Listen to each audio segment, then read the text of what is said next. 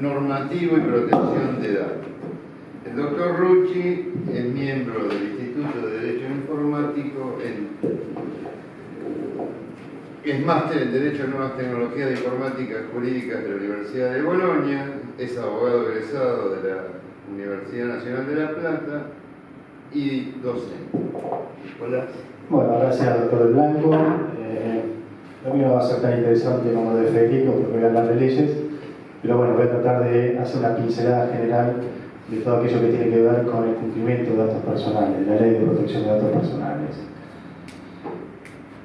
Quisiera arrancar con este artículo de la ley 5177, que nos prohíbe básicamente publicar avisos o realizar propaganda por cualquier medio de difusión que pueda inducir al engaño a los clientes, como acá mencionó el doctor, que no podemos decir, bueno, venga que le vamos a solucionar su problema laboral o cualquier conflicto jurídico. Y también nos dice que la publicidad profesional se habrá de limitar al nombre, a la dirección del estudio, a los títulos científicos, al horario de atención al público, al fuero de la materia o asuntos en los que especialmente se dedique. Así que este sería el punto inicial para entender de lo que estamos hablando al momento de lanzarnos en una página web con nuestro estudio jurídico. Bueno, esto lo paso básicamente en algo porque es una obviedad, por supuesto que nos mejora la comunicación si tenemos un estudio jurídico online. La publicidad, como bien decía Federico, es un factor fundamental y que nos serviría muchísimo si es que lo lanzamos en Internet. Y bueno, sobre todo también nos mejora las relaciones públicas si es que vamos a tener una presencia en el ámbito digital. Quisiera hablar de lo que es el concepto de identidad digital corporativa.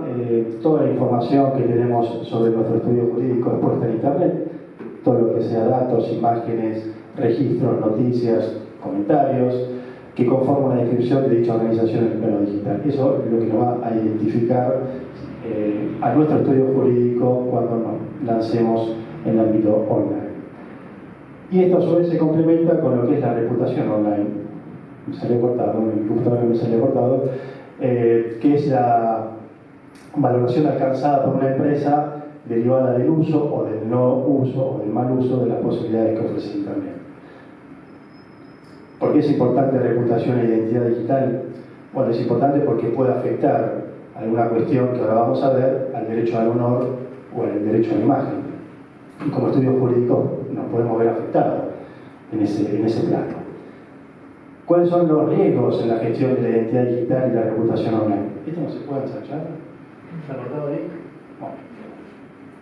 Existen riesgos si nos lanzamos en Internet al momento de operar con una página web o con las redes sociales de nuestro estudio jurídico. ¿Retumbo mucho? Bueno, lo saco. ¿Me escuchan ahí? Sí. ¿Sí? Bien, uno de los riesgos que les comentaba es la suplantación de identidad. ¿Qué es la suplantación de identidad? Bueno, que alguno, a lo mejor, que sepa que tenemos un estudio jurídico en Internet y decida, sea por manchar nuestro prestigio, nuestra reputación online o nuestra identidad como estudio jurídico, lo que haga es crearse una página similar a la nuestra y empezar a enviar correos con nuestro estudio, a nombre de nuestro estudio jurídico, a un montón de personas para desprestigiarnos o para sacar, digamos, un menoscabo a nuestra imagen y de ese modo tratar de sacar un provecho. Por ejemplo, puede ser un estudio jurídico que sea competidor con nosotros. O también lo que puede suceder es que alguno, con el fin de obtener datos personales, lo que haga es crearse una página como si fuese nuestra y enviar correos para que nos envíen correos con información personal y de esa manera darle una finalidad ilícita. Registro abusivo del nombre de dominio. Supongamos que tenemos un estudio jurídico que sea exitoso. Entonces hay muchos piolas que lo que hacen es registrar antes de que salga online nuestro estudio jurídico para que después nosotros, cuando queramos registrar nuestro propio estudio jurídico, le tengamos que pagar porque nos va a extorsionar porque él ha sido primero en registrar esa URL que va a ser nuestro estudio jurídico. Publicaciones de terceros de informaciones negativas. Es muy común que el sector digital dé una valoración sobre nosotros y muchas veces una valoración negativa puede generar una tendencia a esa valoración negativa, y por lo tanto tenemos que tener bien presente al momento de gestionar y de interactuar con nuestros clientes, porque puede llegar a dar lugar a una mala imagen y eso nos puede perjudicar muchísimo. Fuga de información. Como hemos visto en los últimos tiempos, hemos tenido la posibilidad de ver cómo, por ejemplo, el virus del WannaCry, que no sé si lo recuerdan, nos puede infectar nuestra página web o nuestra computadora y de esa manera bloquear toda la información y pedirnos plata a cambio para poder liberar toda esa información. Entonces tenemos que tener bien en claro lo que es el aspecto también de la seguridad. Y los ataques de denegación de servicio, que son cuando se envía muchas solicitudes al mismo tiempo de manera intencional. ¿Para qué? Para denegar el servicio. Si yo envío muchas solicitudes, existen virus y programas que lo que hacen es tratar de denegar el acceso al servicio. Esos son los riesgos que pueden existir, entre otros, ¿no? Por supuesto. Ahora bien, ¿cuáles son las recomendaciones para la gestión digital del estudio y la reputación online? Bueno, básicamente lo que voy a basar en esta charla breve, en una vez larga, es el cumplimiento de la Ley de Protección de Datos Personales, puntualmente la Ley 25.326, que no es una ley opcional, sino que tengo que necesariamente adecuarme al cumplimiento normativo si es que voy a hacer tratamiento de datos personales. La Ley de Protección de Datos Personales nos define el dato informático como información de cualquier tipo que identifica a una persona física o jurídica identificada o identificable. El artículo 2 nos define lo que es un archivo, un registro de base de datos, y dice que es el conjunto organizado de esos datos personales que sean objeto de tratamiento o procesamiento, electrónico o no, cualquiera que fuere la modalidad de su formación, almacenamiento, organización o acceso. Desde el momento que tenemos datos personales que están organizados y que en este caso como estudio jurídico vamos a brindar un servicio, lo que tenemos que hacer es cumplimentar lo que nos dice la norma de protección de datos personales. Tenemos que tener en cuenta lo que es el ciclo de vida del dato. ¿Qué es el ciclo de vida del dato? Bueno, si yo voy a recolectar datos personales, no puedo recolectar datos personales y dejarlos en la deriva. Es decir, le tengo que dar un tratamiento determinado que me exige la ley. Primero está la captación del dato, la manipulación, la maniobra, y después la destrucción de ese dato. Porque no puedo tener un dato personal ineterno. Tiene que ser de alguna manera, tiene que haber un plazo de tratamiento, y esto es lo que tengo que informarle, por supuesto, al cliente o al usuario de mi estudio jurídico. Las principales obligaciones a cargo del responsable de datos personales, del tratamiento de datos personales, básicamente son cumplir con el deber de informar, es decir, todo lo que yo haga con el dato se lo tengo que informar al cliente o al usuario. Recabar el consentimiento, este es el principio fundante de la Ley de Protección de Datos Personales. Y ahí radica lo que es la naturaleza contractual, ¿no? de esta situación en donde yo voy a recabar un dato personal, en donde el usuario o el cliente me los da de manera voluntaria, siempre que o a condición que yo haga un tratamiento determinado para lograr un fin determinado. Registrar la base de datos, fundamental. Si yo no la registro, es ilícito ese tratamiento de datos personales. Y por último, el documento de seguridad, que ahora también lo vamos a ver. Hasta acá vamos bien, muy rápido. Bien. El responsable de datos del tratamiento de datos personales se tiene que ceñir a lo que es el principio de licitud. El principio de licitud del artículo 3 dice que el dato personal tiene que ser tratado, por un lado, conforme a la ley, no tiene que ser contrario a las morales y las costumbres, bueno, como abogados ya conocemos eso, y tiene que ser inscripta. Toda aquella base de datos que no está inscripta es ilícita. La calidad de los datos, esto significa que deben ser ciertos, adecuados, pertinentes y no excesivos. Es decir, yo tengo que tratar un dato conforme a la finalidad para la cual ha sido recabado. Y la disponibilidad significa que el tratamiento de los datos tendrá que estructurarse de manera tal que en todo momento sea posible atender al ejercicio de los derechos ARCOS, de los derechos ARCO. ¿Conocen los derechos ARCO? Acceso, rectificación, cancelación y deposición. Exactamente. Ahora vamos a ver de manera más pormenorizada. Bien, como dijimos, el artículo 21 establece la obligación de registrar y se le impone al responsable de de la base de datos. Es decir, lo que tenemos que registrar no es el contenido de los datos. ¿Dónde la tenemos que registrar? En la Dirección Nacional de Protección de Datos Personales. ¿Escucharon hablar también de esa dirección? No cambió el nombre ahora. Ahora cambié de nombre, pero no la quiero embarrar porque es muy confusa. Pero bueno, es la histórica Dirección Nacional de Protección de Datos Personales. Porque en realidad se unificó con otro organismo que es el Big Data. Bueno, pero lo importante es que tenemos que registrar nuestra base de datos.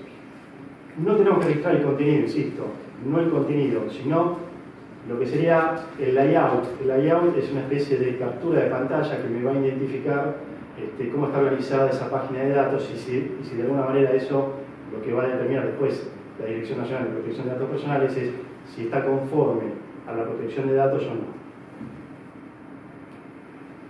A su vez, cuando escribo la base de datos personales, tengo que escribir el nombre y el domicilio del responsable, la finalidad para la cual yo estoy escribiendo la base de datos, es decir, la finalidad que yo percibo cuando hago tratamiento de datos personales, la forma de recolección y actualización de datos, es decir, cómo lo voy a recolectar, si lo voy a hacer a través de internet, a través de un formulario, si lo voy a, digamos, y de qué manera yo voy a actualizar esos datos, porque obviamente esos datos con el tiempo se tienen que actualizar.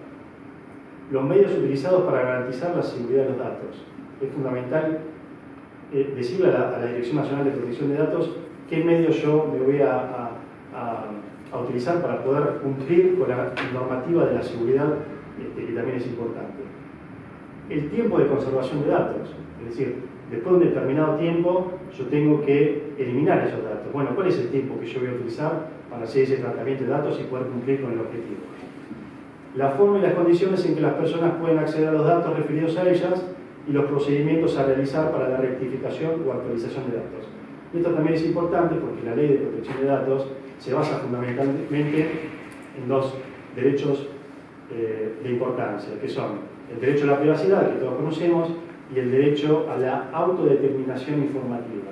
Es decir, es el derecho que le otorga la ley al titular del dato, porque en el momento en que el titular del dato tiene esos derechos para poder rectificar, cancelar o modificar, es decir, tiene el gobierno de sus propios datos y es el titular el que decide hasta dónde un tercero le va a tratar los datos o no. Bien, el artículo 5 habla del consentimiento, ¿no? El consentimiento dice que tiene que ser expreso, libre e informado. Expreso porque tiene que ser manifiesto, libre, no puede inducir error, no puede inducir engaño y tiene que ser informado. Y esa información tiene que ser con un lenguaje natural, un lenguaje que pueda ser accesible a la persona a la que estoy llegando, en este caso el cliente, y por lo tanto no tiene que ser un tecnicismo demasiado elevado porque eso puede conducir a vaguedades y por supuesto el cliente tiene que saber puntualmente qué es lo que la información que va a tratar, en este caso el estudio jurídico, el responsable de la base de datos. Y tiene que constar por escrito, es decir, que tiene que existir un soporte por el cual el cliente o el usuario detente, digamos, se quede consigo para poder revisarlo cuando tenga ganas. Es decir, tiene que haber un soporte por el cual demuestre que ese consentimiento se recabó y tiene que estar por escrito. Lo que yo recomiendo es que se haga con un PDF, es decir, que cuando voy a recolectar el dato, ese consentimiento, por supuesto, se quede el cliente con un PDF en donde se lo pueda guardar. O a lo mejor en su misma cuenta que pueda acceder y encontrar el mismo PDF. Los cookies, que ahí no sé si se ven, no, tampoco. Los cookies es importante, ¿saben lo que son los cookies? Más o menos. Los cookies son como mini archivos que de alguna manera facilitan la navegación de una determinada página web. Bueno, lo recomendable es que se ponga un cartel de cookies aceptando o no la utilización de cookies por parte del estudio jurídico, ¿no? Eso hace al hecho de transparentar el procedimiento y el tratamiento de datos personales. ¿Y cuáles son las consecuencias de aceptar y no aceptar los cookies? A su vez, en el consentimiento que yo le voy a pedir al cliente, le tengo que informar lo siguiente. La finalidad para los que serán tratados, lo mismo que para la Dirección Nacional de Protección de Datos. La existencia del archivo, registro o banco de datos electrónico de cualquier otro tipo de que se trate y la identidad y domicilio de su responsable. Tengo que facilitarle al cliente o al usuario el nombre, la dirección y el medio de contacto con el responsable de datos personales, es decir, con el responsable de la base de datos. ¿Para qué? Para el caso de tener que ejercer un derecho de rectificación o de actualización o de cancelación, yo me pueda dirigir sin ningún tipo de obstáculo.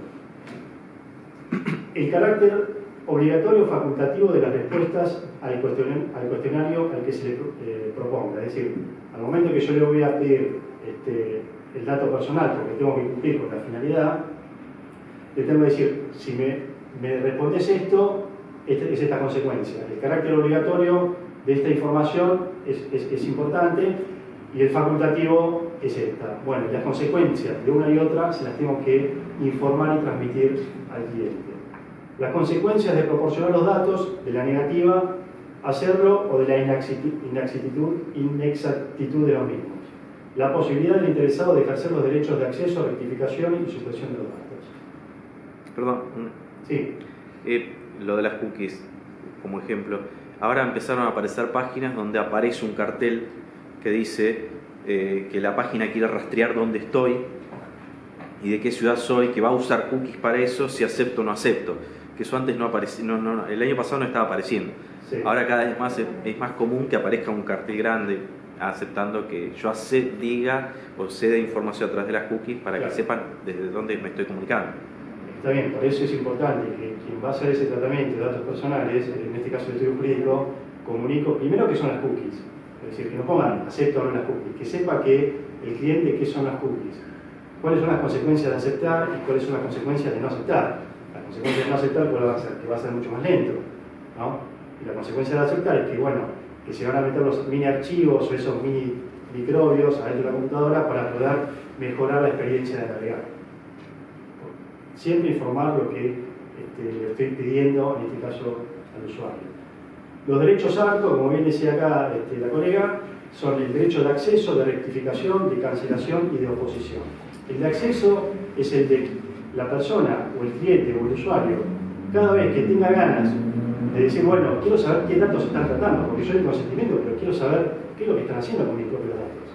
Bueno, en este caso el estudio jurídico tiene que tener a disposición un mecanismo rápido, veloz, sencillo y claro para poder brindarle la información cuando me la pide el cliente. Es decir, un formato sencillo como para que yo pueda transmitirle inmediatamente al cliente y el cliente pueda sentirse satisfecho en su ejercicio de este derecho tan importante. Rectificación. Bueno, cuando los datos sean inexactos o incompletos, el titular del dato lo que va a hacer es ejercer su derecho a rectificar esa información porque es inexacta o porque a lo mejor es falsa o porque no se condice con sus propios datos personales.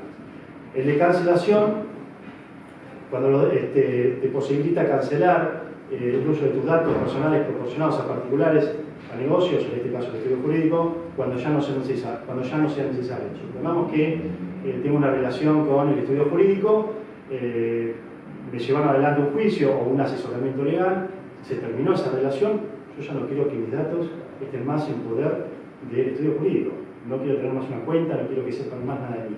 Bueno, cancelen mis datos, elimínenlo, punto. Eso también es un derecho que tiene que hacérsele conocer, en este caso al cliente. Y el derecho de oposición, cuando por ejemplo están siendo tratados con una finalidad distinta a las que me dijeron inicialmente. Es decir, supongamos que la finalidad es prestar asesoramiento jurídico para evitar litigios en tribunales y de repente me llega un correo con una publicidad de un libro jurídico que escribió el mismo abogado de ese estudio jurídico, bueno, ya ahí está excediendo en ese caso la finalidad para la cual yo di mis datos personales, ¿no? Para el caso de publicidad, si quieren hacer publicidad, por ejemplo, de otras cuestiones, que háganla, pero recaben el consentimiento aparte para ese caso puntual de envío de información o de libros jurídicos, etc. Es decir, transparenten toda la información que ustedes van a hacer con esos datos personales. ¿Alguna pregunta de acá? Sí, yo. Sí. Esto normalmente es cuando uno tiene una base de datos, un formulario para completar. Sí, ahora ¿te referís a la Dirección Nacional de Protección de Datos? Claro, o sea, ¿para qué se usa eso? O sea, desde el punto de vista, desde el punto de vista digital. No, también es para el punto de vista analógico. Ah. Es decir, esto aplica también para los estudios jurídicos o para todo aquel que haga tratamiento de datos, que tenga un archivo, una base de datos, no necesariamente para para digital. Hoy en día todos hacemos digital, pero puntualmente aplica para todos. O sea, hay una capacidad que uno maneja, o sea, hay un límite, porque si no, todos los estudios públicos tendrían que hacer esto. Y que en realidad lo deberían hacer. En realidad lo deberían hacer, pero bueno, en realidad se cumple muy poco. Lo que pasa es que el caso del estudio jurídico virtual es muy importante. ¿Por qué? Porque está muy expuesto, como dije, a ataques que pueden provenir de virus, a fuga de información, a empleados sin fines que a lo mejor se fueron del estudio y después siguen teniendo las claves de acceso y provocan un daño al estudio. Entonces es muy difícil la gestión de esto y hay que resguardar el tema de la seguridad a un 100%. Pero bueno, esto aplica para todos los que hagan tratamiento de datos personales, ¿no? No sé si respondí tu pregunta. Y otra pregunta más. Sí. ¿Cómo se asegura esos datos personales? O sea, ¿cómo uno dice, si yo te aseguro? Bien, ¿Cómo te ahora llegamos a eso. bien.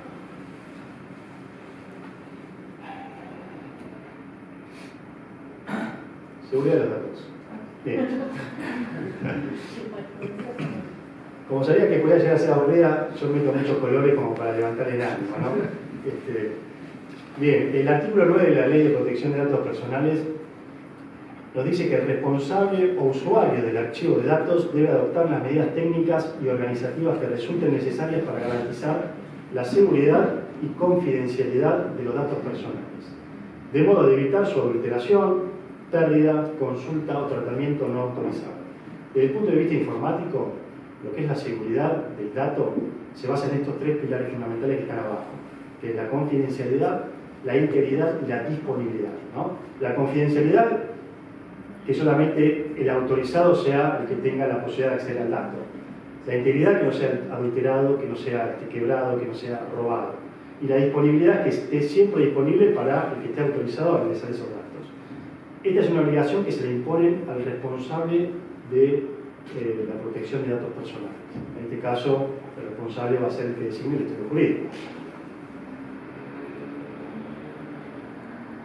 Conforme, digamos, como complemento del artículo anterior, el artículo 9, existe la disposición 11 del 2006. Esta disposición la sacó la Dirección Nacional de Protección de Datos Personales y habla de un documento de seguridad, es decir, que todos los que traten datos personales tienen que tener en su poder un documento de seguridad. Y en ese poder tiene que haber los procedimientos y las medidas de seguridad y siempre estar actualizado en todo momento. ¿Actualizado en qué sentido?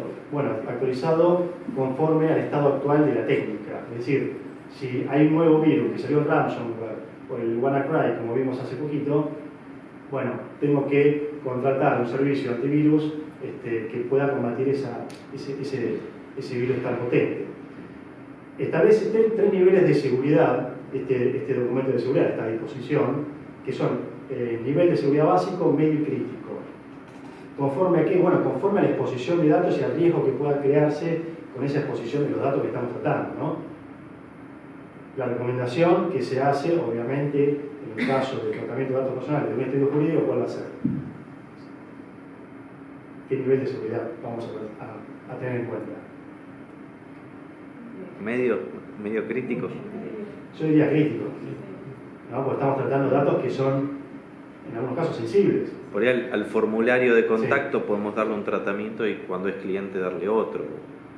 Yo diría siempre de crítico, porque imagínense que nadie quiere que sepa, si yo tengo un problema jurídico, un problema judicial, no quiero que se sepa nadie que tengo un problema judicial. A lo mejor si me hackean la cuenta o vimos que se da uno de los casos de los riesgos de la gestión online y esa información sale a la luz, bueno, yo tengo un problema con mi mujer o con mi hijo o con la empresa, qué sé yo, no quiero que nadie sepa cuáles son mis problemas legales. Quiero que sean, digamos, reservados. Bueno, para eso tenemos que implementar todos los medios de seguridad a nuestro alcance para evitar que esa información no salga a la luz, ¿no? Bien. El nivel de seguridad crítico lo que establece es encripción de los datos en caso de traslado o copia de resguardo. Supongamos si yo tengo un estudio jurídico con toda la información de todos nuestros clientes y la quiero llevar a otro lugar, porque me mudé o porque voy a tener una sucursal en otro lugar, bueno, si yo voy a llevar esa copia, dice la ley, este documento de seguridad, que tengo que encriptar todos los datos. Encriptar, ¿saben lo que significa? Cifrar los datos, ¿no? Registro de acceso al sistema, que son los logs. Los logs es cada vez que yo me conecto con nombre de usuario y contraseña con mi cuenta, que tengo que conservarlo durante 3 años. ¿Se entiende? ¿Saben lo que son los logs? Los logs son los ingresos que yo hago desde el estudio jurídico. Cuando ingresás logueado, ahí. Ingresar logueado, exactamente. Cuando ustedes se conectan a Gmail o a cualquier correo electrónico, se loguean, ¿no? ¿Vieron cuando dice login? Bueno, eso es loguearse. Entonces, todos esos accesos van generando ¿qué cosas? Direcciones IP, hora y día de ingreso, etc. Esa información yo por ley la tengo que conservar. ¿Para qué? Para que en el caso de que exista un problema jurídico, yo esa información la tenga disponible para dársela a quien la requiera. Depósito de copias de seguridad del sistema fuera de la localización habitual. La ley me obliga a tener una copia, lo que sea un backup, de toda la información del estudio jurídico en una caja inífuga y a prueba de gases, o bien en una caja de seguridad bancaria. Es decir, yo tengo que ir con un CD encriptado, obviamente, con medidas de seguridad, y depositarlas en estas dos opciones. De manera tal que si llega a haber un incendio en el estudio jurídico, yo ya tengo, supongamos, la información en una copia en estas dos alternativas. Esto es muy resumido, estoy tratando de dar la información lo más sencillamente posible para que puedan quedarse con algo, pero es mucho más amplio. La encriptación o encripción de los datos de carácter personal que se transmiten a través de redes de comunicación. Esto es lo más importante. Si yo me comunico con el cliente a través de redes sociales o a través de correos electrónicos, lo tengo que hacer con HTTPS, que son las páginas web que garantizan el cifrado de la comunicación, ¿no? Ustedes cuando ingresan a Gmail y mandan un correo, se hace con este sistema. Hoy en día creo que prácticamente todo eso, ¿no? Bien, estas son las medidas que uno tiene que tomar al momento de lanzarse. Sí, al lado cuando dice HTTPS dice es seguro como en verde. Sí, está el candadito. Claro, el candadito. El candadito, bien.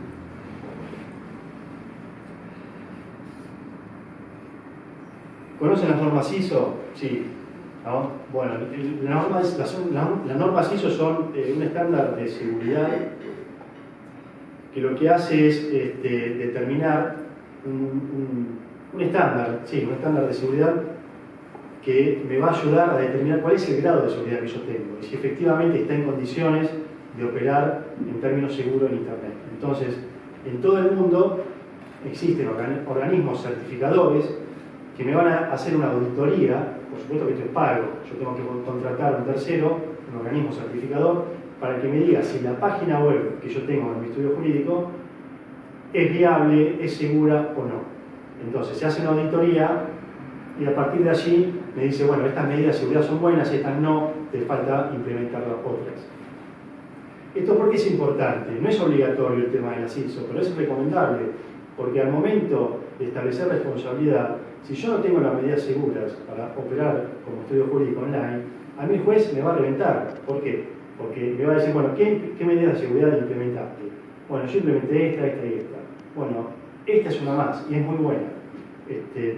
Sobre todo porque se plantea la responsabilidad proactiva. ¿La responsabilidad proactiva cuál es? Aquella que me indica que yo no tengo que esperar al evento dañoso para ganarme responsabilidad, sino que soy responsable si no tomo las medidas, es decir, más allá de que se produzca o no el hecho dañoso. Esa es la responsabilidad proactiva. Y el no agravamiento del daño. En el caso de que se llegue a producir un daño, tratar de reducir al mínimo posible el daño que se generó. Escritorio compartido. Si yo tengo un escritorio compartido online, estamos hablando, ¿no? En el caso del estudio jurídico, estas son recomendaciones que exceden ya la normativa.